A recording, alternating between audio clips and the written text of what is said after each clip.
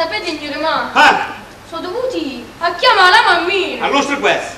Perché alla casa ci stiamo soli? Sì, da chiamare la mammina. Ma che fa mamma a sa figlia di un'altra volta? Sì.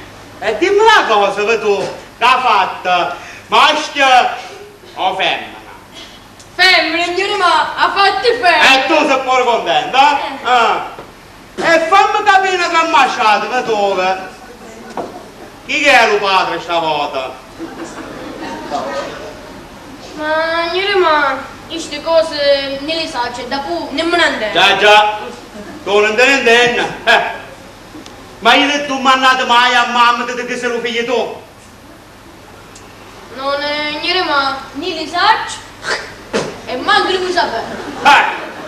Però, non padre c'ha da stare. Ma signore ma sto padre, c'è da stare per forza. Ma come sai? Ma come sai che c'è da stare per forza? Ma allora, se no, chi sumenta? Le sumente, della che coccia? Ma non te ne vengono qua, bagni della coccia? Le sumenta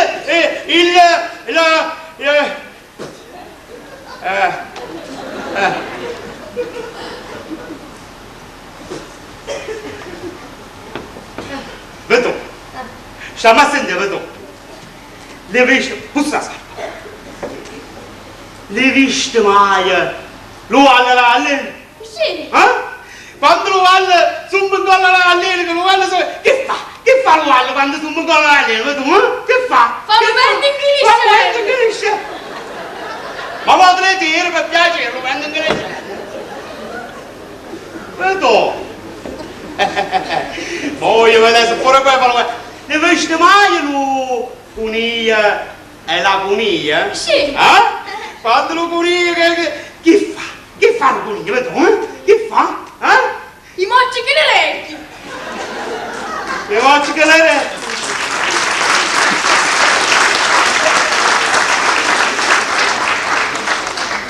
Dopo piacere, va. Vammo a cattare le sigarette, non mi piace un sullazzo, va. Vedo vai, va, che non ne capite e ne capisci. Signore ma, che marche? Prima 3 nazionali, una Macedonia e una Giubbetta. E a lei Chardonnay. Ma mi facciamo una della taccone. A lei ci devi dire. Signore ma. So capite. Che capi? Lo maschio e la femmina.